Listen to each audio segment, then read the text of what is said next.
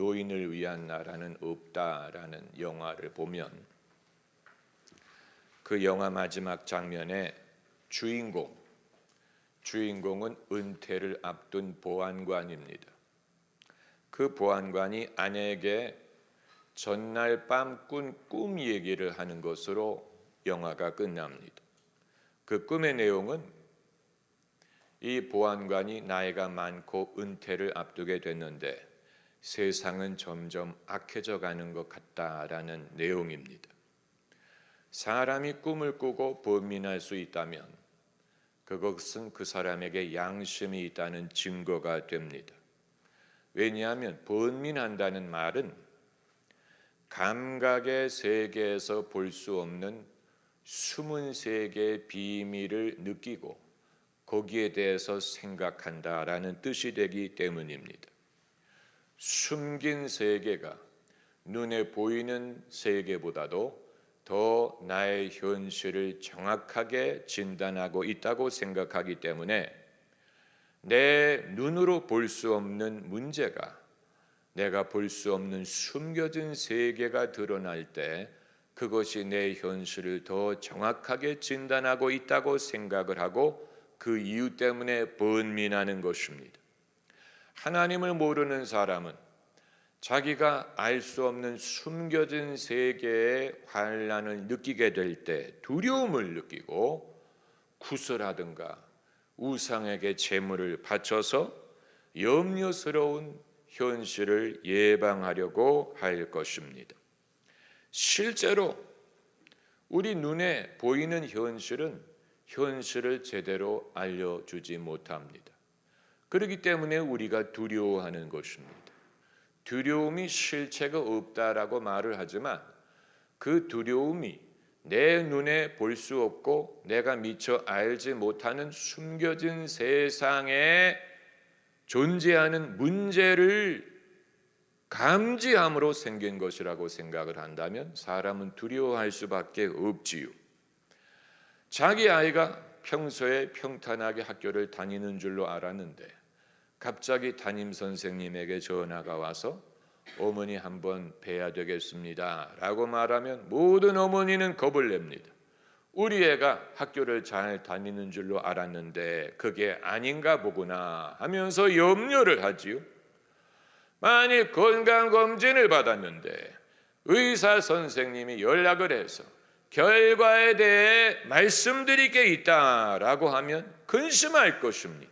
내가 몰랐던 질병이 있다는 말로 들리기 때문에 바로가 꿈을 꾸고 번민을 했다고 했어요. 그런데 언제 안도했느냐? 요셉이 그 꿈을 풀어주고 대응책을 말해주었을 때 그때 바로가 비로소 안도했습니다. 그래서 37절을 보면 바로와 그 모든 신하가 이 일을 좋게 여긴지라. 꿈을 꾸고 나서는 번민을 했는데 하나님의 사람이 그것을 풀어준 다음에 좋게 여겼다. 평강을 얻을 수가 있다는 얘기입니다. 이 말은 하나님이 꿈을 풀어주기 전까지는 도저히 그 번민을 해결할 길이 없는데 하나님의 사람이 해석과 해결책을 알려준 다음에 마음의 평안을 얻었다는 것입니다. 요셉이 바로에게 해준 열쇠가 되는 말은 하나님이 이것을 보이셨다라는 것입니다. 당신이 꾼 꿈은 하나님이 보이신 것이다. 그 소스가 하나님입니다. 하나님이 그것을 보여준 이유는 하나뿐입니다. 멸망치 않고 구원을 얻게 하기 위해서. 내용이 bad news처럼 보여. 꿈 내용은 나빠 보여. 그럼에도 하나님이 그것을 보여주신 것은 그 어려움에서 멸망치 않고 구원을 얻게 하기 위해 하나님이 숨겨진 현실을 보여준 것입니다. 숨은 세계. 인간에게는 숨은 세계가 있습니다. 숨은 세계에 대해서 관심이 없는 사람은 영혼이 없는 사람이에요. 그 사람은 하나님을 경외하지 않는 사람. 육신에 사는 사람, 그런 사람은 숨은 세계에 대해서 알 수도 없죠. 그러나 숨은 세계를 느낄 때가 있습니다. 숨은 세계를 접할 때 하나님이 없는 사람은 다 두려워합니다. 인간의 숨겨진 내면, 인간의 숨겨진 죄악, 인간의 숨겨진 거짓, 이 세상에 감춰진 죄악을 하나님을 모르는 사람은 두려워할 것입니다. 그러나 하나님이 함께 하시면 그 숨겨진 것을 드러내게 하시고 회개하게 하십니다. 이것은 우리가 생각을 필요로 하는 부분입니다. 여러분 모두가 마음의 스위치를 켜고 집중해서 들으셔야 됩니다. 이게 무슨 뜻일까? 숨겨진 세계를 사람이 꿈을 꾼다는 것은 내가 평소에 생시에는 알 수 없었던 내 감각에 감춰져 있던 세계를 감지한다는 뜻이고, 꿈을 통하여 그것이 사람에게 두려움을 안겨다 주는 것입니다. 왜냐하면 대책이 없기 때문에. 이것은 내가 어떻게 할 수 있다는 말이냐? 인간사의 숨겨진 내면은 하나님이 없이는 두렵습니다. 다윗의 가정에도 숨겨진 가정사가 있었죠. 많았어요. 다윗의 범죄가 있었고, 그 아들이 딸을 겁탈한 사건이 있었고, 아들이 반란을 일으킨 사건이 있었습니다. 다윗의 가정사에는 별의별 어두운 일들이 많이 있었습니다. 그러나 하나님이 없다면 그들은 망할 집인데 하나님이 함께 하셨기 때문에 다윗은 회개했고, 하나님이 때리는 매를 달게 맞았고, 결국은 하나님이 다윗의 집을 축복하셨어요. 그래서 그 혈통을 통해 예수님이 탄생할 수가 있었던 것입니다. 막달라 마리아는 한때 7 귀신이 들렸던 여자예요. 그것은 사람들이 회자하는 대로 어떤 과거가 있는 여자인 것보다 더 무서운 것입니다. 과거가 있는 여자는 과거가 있는 것뿐이지만 막달라 마리아는 7 귀신이 있었던 여자였으니 얼마나 무서워요. 예수님이 없다면 그 여성은 멸망할 것입니다. 그러나 예수님이 함께 하셨기 때문에 어느 제자보다도 귀중한 증인이 될 수가 있었습니다. 예수께서 이 땅에 오시기 이전에 예수님이 없는 인간의 정신세계가 얼마나 어두웠을지 우리는 상상할 수 없습니다. 만일 바로가 이 뒤숭숭한 꿈을 꿨는데 풀어줄 사람도 없고 해결책을 제시할 사람도 없다면 얼마나 암울하고 두려운 일입니까? 마찬가지로 예수님이 이 땅에 오시기 이전에 인간의 정신세계는 숨겨진 영의 세계를 우리가 외면할 수가 없어요. 그런데 도와줄 분이 없다면, 구원해 줄 사람이 없다면 얼마나 두렵겠습니까? 왜 우리 조상들이 그렇게 미신을 믿었는지 이해가 되는 것입니다. 우리 조상들이 암울한 숨겨진 세계를 느꼈지만 도와줄 분이 없다 보니까 그것을 피하기 위해 갖은 애를 써서 굿을 하고 또 재물을 바치고 부적을 만들어서 갖고 다니고, 그것은 예수님을 알지 못하는 상황에서 인간의 숨겨진 현실 속에 어두움을 느낄 때 그것을 피하려고 하는데 도와줄 이가 없다면 인간은 얼마나 두려워할지, 얼마나 그 영혼이 암울할지 우리가 상상하고도 남음이 있습니다. 선교지에 복음을 들고 들어갈 때 영적인 전쟁이 있을 수밖에 없는 이유가 바로 거기에 있습니다. 한 번도 빛이 들어가지 않았던 암울한 곳에 복음의 빛이 들어가면 숨겨졌던 것이 드러날 수밖에 없죠.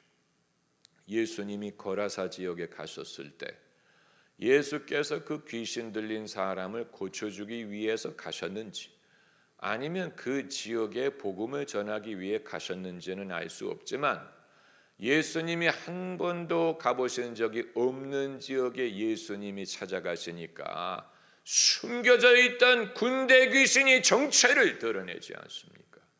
치열한 영적인 전쟁이 벌어지고 그 귀신이 쫓겨나게 되죠. 돼지 속에 들어가 몰살했다라고 했는데 한 번도 빛이 비치지 않은 지역에 복음의 빛이 들어가면 그런 영적인 전쟁이 벌어질 수밖에 없습니다. 왜냐하면 그동안의 어둠의 세계가 지배했었는데 이제 빛이 들어가면서 숨겨진 모든 것이 드러날 수밖에 없습니다. 그것은 꿈 때문에 근심하던 바로에게 하나님의 사람 요셉이 다가가서 하나님이 주시는 지혜로 꿈의 내용을 말해주고 어떻게 그 재앙을 피할 수 있는지를 말해주는 것과 같은 것입니다. 놀라운 일이 우리가 성경에서 읽고도 이해하지 못했던 많은 성경 구절이 바로 이 같은 숨겨졌던 영적인 현실에 주님이 빛을 비춰주시는 것으로 이해하면 이해가 되는 구절들이 많습니다. 예컨대 골로새서 2장 15절에 정사와 권세를 벗어버려 밝히 드러내시고 십자가로 승리하셨다. 정사와 권세가 숨겨져 있었는데 예수님이 그것을 드러내셨다. 그것을 노출시키겠다. 그 정체를 드러내셨다. 그리고 십자가로 승리하셨다. 또 히브리서 4장 12절 13절 말씀, 하나님의 말씀은 마음과 생각과 뜻을 감찰하나니, 감찰한다라는 말은 찾는다, 노출시킨다라는 뜻입니다. 만물이 눈앞에 벌거벗은 것 같이 드러난다. 하나님의 말씀이 오기 전까지는 숨어 있었다라는 뜻입니다. 숨겨져 있었어요. 인간의 죄악, 인간의 속에 있는 악의 현실, 인간 세상의 불의함, 거짓이 복음의 빛이 오기 전까지는 어둠 속에 숨어 있었습니다. 사람들이 평소에 외면하려고 했습니다. 없는 것처럼 살려고 했습니다. 그러나 바로가 꿈을 꿀 때 어두운 것을 본 것처럼 사람이 가끔 가다가 숨겨진 동굴 속에 있는 것을 들여다보고 두려워하게 되는 것입니다. 그런데 그 두려움에서 그를 도와줄 이가 아무도 없는 것입니다. 예수님만이 숨겨진 것을 드러내고 승리하게 하시는 분입니다. 할렐루야. 마귀는 어두움 속에서 일을 하지만 하나님은 빛이십니다. 하나님은 어둠 속에 있었던 것을 빛으로 드러내어 구원하시는 분이에요. 할렐루야. 하나님은 빛이시니 그에게는 어둠이 조금도 없느니라. 바로가 꿈꾼 것은 숨겨진 미래인 것뿐만이 아니고 자기 왕조의 숨겨진 결함을 꿈으로 봤을 수도 있습니다. 그 체제에 결함이 있었어요. 무능함 때문인지 부패 때문인지 알 수 없지만 환경의 변화를 예측하지 못하고 국가의 위기 사항을 예측하지 못하고 대응하지 못하는 결정적인 결함이 그 체제에 있었는데 바로가 평소에는 그걸 모르고 있다가 꿈을 통해 그것을 깨달은 것입니다. 얼마나 당황스럽습니까? 나는 이 나라가 든든히 서 있는 줄로 알았는데 결정적인 결함이 있구나. 만약에 환경의 변화가 오면 이 나라가 망할 수 있겠구나. 위기의 위기죠. 그런데 요셉이 그 꿈을 해석해서 하나님의 도우심뿐만이 아니고 그 체제가 갖고 있었던 결함을 제시하고 그것을 고칠 수 있는 길을 보여준 것입니다. 그래서 앞으로는 환경의 변화, 상황의 변화를 미리 예측하고 위기를 관리할 수 있는 제도를 만들 것을 왕에게 제안한 것입니다. 이것을 통하여 그 나라가 갖고 있었던 결정적인 결함을 고칠 수 있는 기회가 된 것입니다. 하나님이 하시는 일은 요행을 보여주는 것이 아니고 우리가 우리 내면에 갖고 있었던 결함, 문제 해결을 할 수 없는 결함, 무능함, 불신, 무지함, 이것을 보여줌으로써 이후에 우리가 회개를 하고 죄사함을 얻는 것뿐만이 아니고 이 결정적인 결함을 고쳐서 다음에는 똑같은 문제로 넘어지지 않을 수 있는 지혜를 우리에게 주시는 것입니다. 주님이 숨겨진 문제를 드러내신다면 숨겨진 죄를 하나님이 드러내시잖아요. 베드로가 아나니아와 삽비라의 숨겨진 죄를 드러낸 목적은 그들을 죽이려고 한 게 아니었는데, 만일 아나니아가 회개했다면 살았을 거예요. 회개했다면 살았을 거예요. 내가 거짓말을 했습니다. 내가 성령을 속였습니다. 성령을 속인 것은 베드로가 하는 말에 거짓말로 응답한 것이 성령을 속인 것이고, 그 이전엔 그냥 거짓말을 한 거지. 만약에 그 순간에 내가 잘못했습니다, 회개합니다 라고 하면 살았을 거예요. 하나님이 무엇을 드러내시는 목적은 그 사람을 정죄하기 위한 게 아니에요. 그 사람을 살리기 위한 것이죠. 구원하기 위해서 드러내십니다. 그런데 멸망하는 사람일수록, 멸망하는 국가일수록 그 문제를 더 은폐하려고 한다는 거예요. 부인하고 은폐하려고 합니다. 아닙니다. 그런 일 없습니다. 그러지 않았습니다. 부인하고 은폐하려고 할수록 그 모든 죄악이 어두움 속에 누적이 돼서 동굴 같은 곳에 누적이 되면 숨기면 숨길수록 어두움 속에 깊이 들어가게 됩니다. 결국 어두움이라는 것은, 영적인 어두움이라는 것은 사람이 자기의 죄를 부인하고 숨기는 데서 비롯된다고 볼 수 있습니다. 만약에 숨겨진 죄가 없다면 마귀도 사람을 정죄할 건수가 없지요. 요나가 하나님의 뜻을 불순종하고 도망을 갈 때 어디로 가는, 다시스로 가는 배를 타고 배 갑판 밑에 내려가서 잠이 들었다고 한 것은 상당히 상징적인 의미가 있습니다.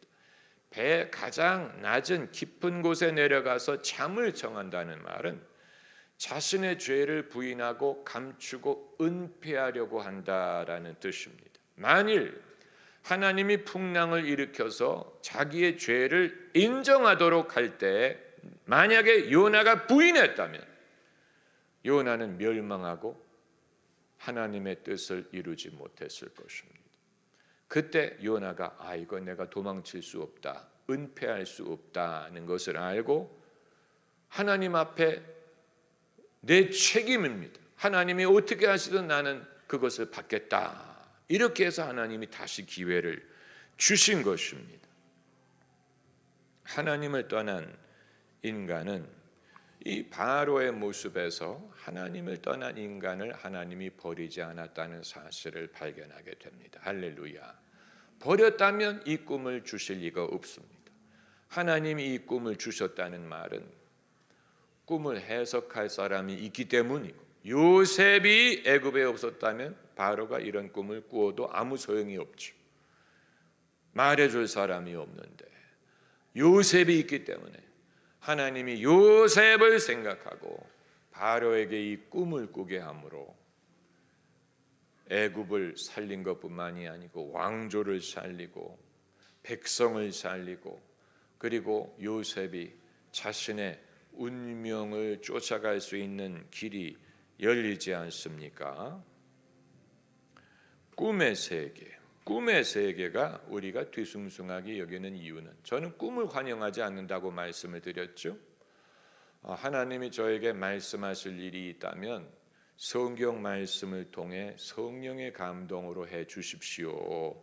꿈은 통제할 수 없고, 꿈은 마음대로 될 수 없고, 꿈은 결코 즐거운 꿈은 드물고 꿈은 뒤숭숭하니 하나님이 저에게 말씀하실 것이 있다면 성경 말씀과 성령의 감동을 통해 말씀을 해달라라고 제가 여쭙는 이유는 꿈이라는 것은 숨겨진 것을 드러내는 것이기 때문에 숨겨진 것이 우리에게 환영할 만한 것이 될 리가 없어요. 숨겨진 현실, 숨겨진 거짓, 숨겨진 인간의 죄, 숨겨진 인간의 모순, 숨겨진 비밀, 숨겨진 두려움, 숨겨진 재앙. 그러나 하나님이 함께 하실 때 그것을 드러내게 하시는 목적은 망하게 하는 것이 아니고 살 길을 얻게 하기 위한 것입니다. 살 길을 얻게 하기 위한 것입니다. 그러므로 나쁜 소식으로 처음에는 보였는데 주님이 그것을 좋은 소식으로 바꾸는 것입니다. 멸망하지 않고 생명을 얻게 하는 것입니다. 할렐루야. 이것은 오직 주님의 은혜로만이 가능한 것입니다. 할렐루야. 하나님의 은혜를 저희에게 베푸시옵소서. 할렐루야. 망할 만한 망할 것처럼 보이는 일을 주님이 바꾸사 흥하게 하시고 죽을 것 같은 환경을 주님이 바꾸사 생명을 얻되 더 풍성히 얻게 하옵소서. 도적이 오는 것은 도적질하고 죽이고 멸망시키려는 것뿐이요 주님이 오신 것은 풍성한 생명을 얻기 위함이니 아버지여 저희가 예수님으로 인하여 풍성한 생명을 얻으리이다. 할렐루야. 저희를 도와주실 것이 할렐루야. 우리가 손을 들고 간절히 기도하십시다. 아버지여 숨겨져 있던 죄악을 주님이 드러내사 밝히 드러내시고 십자가로 승리하게 하셨으니 할렐루야. 내 인생에 숨겨져 있던 죄악, 숨겨져 있던 어둠이 다 드러나며 숨겨져 있던 원수의 계획이 다 드러나며 주님의 십자가의 능력으로 우리가 승리하게 하옵소서. 할렐루야. 할렐루야. 그러므로 숨겨있는 것을 우리가 두려워하지 아니하리이다.